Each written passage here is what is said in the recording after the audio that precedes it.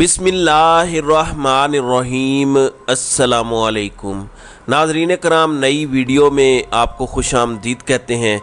आप सबको वतन अज़ीज़ का आज़ादी का दिन बहुत बहुत मुबारक हो। ये हमारा मुल्क है और ये हम सब पाकिस्तानियों का आज बुनियादी तौर पर दिन है। अपने वतन के लिए, अपने वतन के हर मकीन के लिए हम सब दुआ गो हैं कि अल्लाह ताला हम सब के लिए आसानियाँ पैदा करे, इस पाकिस्तान को वो मकसद हासिल करने में कामयाब करे जिसके लिए हमारे बानियान, हमारे फाउंडिंग फादर कायद आज़म मोहम्मद अली जिन्ना या दीगर तमाम शख्सियात ने जो ख्वाब देखा था, जो कि अब तक पूरा नहीं हो सका, लेकिन उसके बावजूद हम एक मज़बूत अज़म और मज़बूत पाकिस्तान देखने का ख्वाब जो है वो रखते हैं। इंशाल्लाह वो भी एक दिन ज़रूर पूरा होगा। अब आते हैं मामूल की ख़बरों की तरफ। ख़बर है सदर आरिफ अलवी से मुतालिक और आइन का आर्टिकल 45 असल प्रॉब्लम है।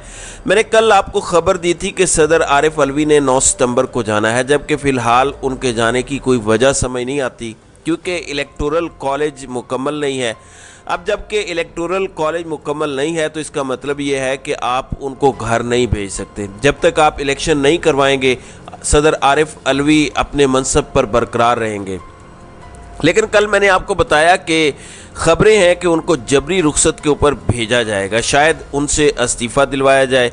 ये एक पूरे का पूरा प्लान है जिस पर काम हो रहा है। अब उसकी वजह क्या है? उसकी वजह है आइन का आर्टिकल 45 जो सदर को इख्तियार देता है। सदर ने आज उसका इजहार भी किया है। आइन का आर्टिकल 45 क्या कहता है, मैं पहले वो आपको बताना चाहता हूँ। उसके बाद सदर ने जो आज गुफ्तगू करके इशारा दिया उसके मुतालिक बात करूँगा। वही परेशानी है और क्या सदर आरिफ अलवी कोई ऐसी समरी दस्तखत करने जा रहे हैं जिससे इमरान खान की सज़ा फौरी तौर पर माफ़ हो और इमरान खान फौरी तौर पर बाहर आ सकते हैं? क्या ऐसा होने जा रहा है? मैं नाज़रीन कराम सबसे पहले पाकिस्तान का आर्टिकल 45 यानी आर्टिकल 45 पढ़ देता हूँ, फिर उसका तर्जमा किए देता हूँ। The president of Pakistan has power to grant pardon, रिप्रेटिव and respite and remit, suspend और commute any sentence passed by any court, tribunal और अदर अथॉरिटी। यानी आइन का आर्टिकल 45 सदर पाकिस्तान को ये इख्तियार देता है कि वो किसी भी शख्स की सज़ा को माफ़ कर सकते हैं, उसको ख़त्म कर सकते हैं, उसको मुअत्तल कर सकते हैं, चाहे वो किसी भी अदालत, किसी भी ट्रिब्यूनल या किसी भी अथॉरिटी से हो। अब ये तो फिर ख़तरनाक है। अब अगर आप ये खेल जारी रखेंगे और सदर आरिफ अलवी ने आर्टिकल 45 इस्तेमाल करके इमरान खान की सज़ा माफ़ कर दी और इमरान खान बाहर आ गए, तो फिर आप क्या करेंगे? फिर इसका मतलब तो ये हुआ कि आपका सारे का सारा इंतज़ाम धरे का धरा रह जाएगा। अब मैं आपको बता देता हूँ कि अब से थोड़ी देर पहले सदर आरिफ अलवी ने इस्लामाबाद के अंदर तकरीब से खिताब किया जो जश्न आज़ादी के हवाले से था। उस पर मुस्लिम लीग नून के वो सहाफ़ी, वो वजीफ़ा खोर सहाफ़ी, वैसे इनके क्या कहने हैं, मैं मिसाल के तौर पर अगर आपको ये बताऊं कि 14 अगस्त पर फ़हद हुसैन नामी एक सहाफ़ी जो शहबाज शरीफ काबीना का हिस्सा भी थे, उनको अवार्ड देने का ऐलान किया, तो आपको कैसा लगेगा? अगर मैं आपको बताऊं कि गरीदा फ़ारूकी को अवार्ड देने का फ़ैसला किया गया है तो आपको कैसा लगेगा? शमा जुनेजो नामी एक खातून, मालूम नहीं पता नहीं कौन सी है क्या, लेकिन कहा गया है वो भी सहाफ़ी हैं, तो उनको अवार्ड देने का फ़ैसला किया गया है, तो आपको कैसा लगेगा? 24 न्यूज़ के ऊपर बैठकर सलीम बुखारी नामी एक शख्स जो हर वक्त अजीबो गरीब बोलता रहता है, उनको भी अवार्ड देने का फ़ैसला किया गया है। तो इस किस्म के सहाफ़ी हैं जिनको आप जानते हैं। अब इन्होंने सदर आरिफ अलवी की तकरीर के फ़ौरन बाद कहा है कि सदर आरिफ अलवी ने इमरान खान का मुकदमा पेश कर दिया है। अगर अब भी इनसे इस्तीफ़ा ना लिया गया तो फिर समझ लीजिए गेम हाथ से निकल गई है। इससे अंदाज़ा लगाइए कि इनको समझ क्या आ रही है, सदर आरिफ अलवी के पास ऑप्शंस क्या हैं और इनकी परेशानी क्या है। और माना कि आइनी तौर पर सदर के पास 1 महीना है, उसके बाद चूँकि आपकी असम्बली नहीं है तो सदर जा नहीं सकते, तो अब ये परेशानी है। सदर आरिफ अलवी ने आज क्या कहा? सदर आरिफ अलवी ने कहा कि इंसाफ के लिए ज़रूरी है कि फ़रीक़ैन को सुना जाए। उन्होंने कहा कि जिस मुल्क में इंसाफ ख़त्म हो जाता है اس کا پورا نظام درہم برہم ہو جاتا ہے۔ انہوں نے کہا کہ سیاستدانوں اور سٹیک ہولڈرز درگزر کا رویہ اپنائیں اور اتحاد کا مظاہرہ کریں۔ ابھی پاکستان کے لیے راستے کھلے ہیں۔ اب سیاستدانوں کی بات تو سمجھ آ گئی کہ وہ عمران خان کی بات کر رہے ہیں، ان کے مخالفین کی بات کر رہے ہیں۔ یہ سٹیک ہولڈرز سے کیا مراد ہے؟ سٹیک ہولڈرز سے مراد تو پاکستان میں اسٹیبلشمنٹ ہے یا پھر عدلیہ کی وہ بات کر رہے ہیں۔ اور اسٹیبلشمنٹ کی جہاں تک بات ہے تو صدر عارف علوی فوج کے سپریم کمانڈر بھی ہیں۔ اس سے آپ کو اندازہ ہوگا کہ یہ کتنا امپورٹنٹ اور معنی خیز عمران خان کو لے کے ان کا خطاب یا ان کی گفتگو ہے۔ ناظرین اکرام، اگلی بات میں آپ کو بتا دیتا ہوں کہ پریشانی کیا ہے۔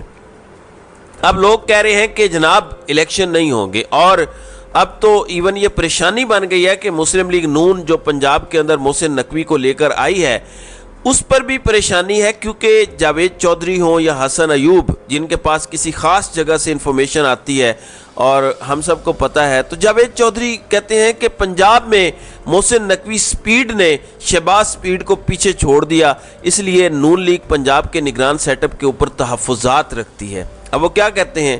اعزاز سید کہتے ہیں کہ الیکشن وقت پر نہیں ہوں گے، اور اگر انوار الحق کاکڑ نے ڈیلیور کر دیا پھر تو الیکشن بالکل نہیں ہوں گے۔ اب اس وقت مسلم لیگ نون کی کیا اسٹریٹجی ہے؟